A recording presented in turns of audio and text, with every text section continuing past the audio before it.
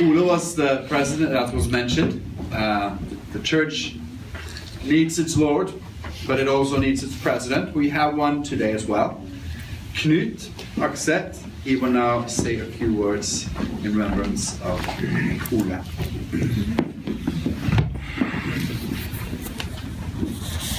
Dear Kari, Elizabeth, Siv, Hilla, Caroline, and Erika.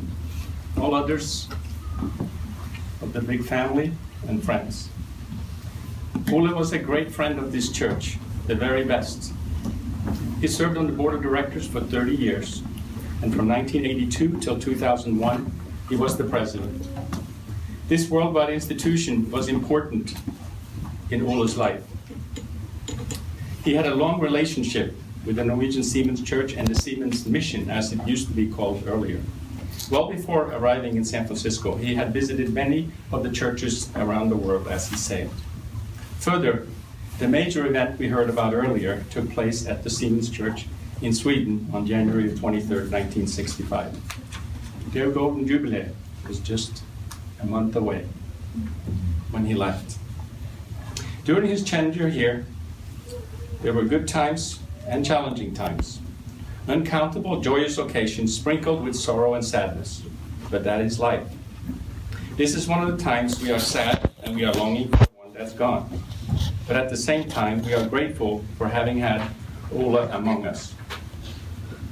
In the early 80s, during the recession, the financial difficulties here were dire. With Ole's wise guidance, the church came through and again flourished. He oversaw many major renovations and improvements, and he really cared about making this place a good place, safe. He had a keen eye for what was needed and saw to it that the facility was always in tip-top shape.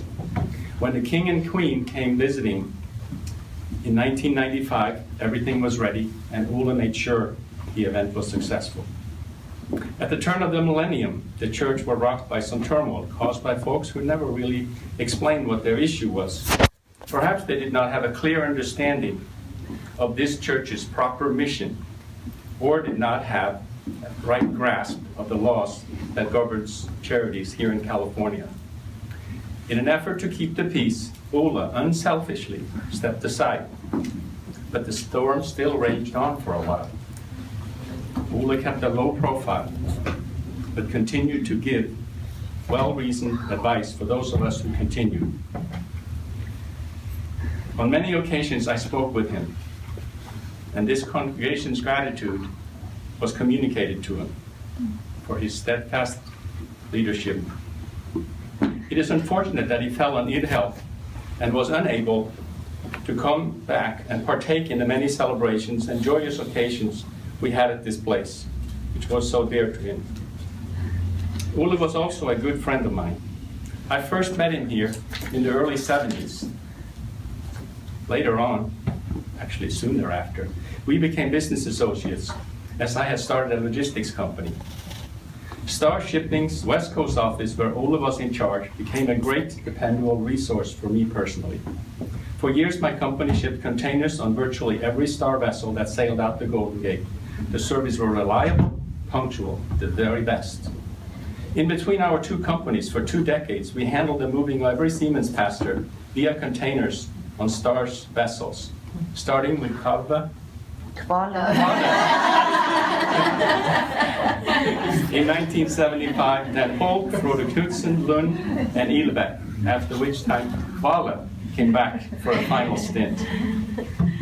It all went well, except for one mishap. When one car belonging to an assistant was flushed overboard by a large breaker as soon as the vessel got out into the open sea. The car floated and bobbed around in the waves for quite a while. It was irretrievable, and as the ship sailed on, the car sank. Fortunately, there was sufficient insurance, but I doubt that if Ole Kalve had been on the bridge, that would not have happened. Star Shipping is primarily a bulk cargo carrier, and as such is one of the largest in the world. Since World War II, the Norwegian company Yara, previously Norsk Hydro, has been the leading producer of mineral fertilizer in the world. Fertilizer is the food plants need to provide a bountiful harvest. Without it, the world starves. Millions of tons of this product used for growing crops in the Central Valley of California has for decades been transported from Herøya in Norway to the port of Stockton via Star vessels. Outbound, Star transports food products back to Europe and the rest of the world. There was a very good reason for Star wanting to have a seasoned, capable manager here on the West Coast who could maintain and build the business. Captain Kalve was that man, and he really made a difference, and the trade is still going strong. I'm aware of many of Ole's accomplishments. Dagfinn touched on a couple. They're numerous. As a consumer of Star services, I had the privilege of being invited on board some of the new vessels when they came to port for the first time. The captain was mighty proud, and he had reason to be. The ships were the finest. He was also a great host for the Christmas luncheons for the clients of his. I remember when back at the office, one of my employees who had met the captain for the first time said, "Captain Kalve has these really big hands and the most sincere handshake. He is the kind of person you know by first encounter you can trust." Most of you here have surely felt that handshake. I dare say few had the ability to convey so much by merely a touch. Ole was loved and will never truly leave us. He will live on in kindness that he sowed, comfort he shared, and the love he brought into our lives. When I learned of Ole's passing, I communicated this back to Norway, to Halvdan Bondevik, who for many years had been the Secretary General of the Siemens Church, Norwegian Church abroad. Bondevik wrote back and asked me to convey as follows.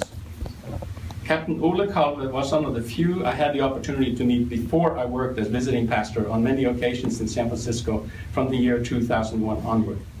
Already before that, as Secretary General, I had various opportunities to meet Ole, starting in the late 70s.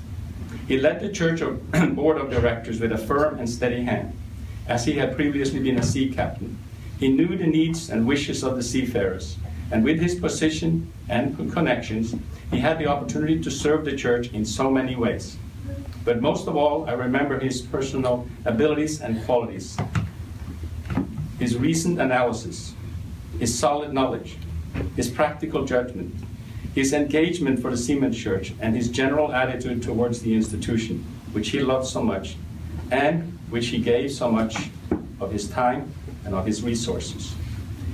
He was always preoccupied with what would serve the Siemens Church, and he wished so much that this house would be able to provide the best service to the activity which is here conducted. He spent countless hours for the betterment of this institution, whether it was on the board of directors or in overalls scraping paint, any day of the week.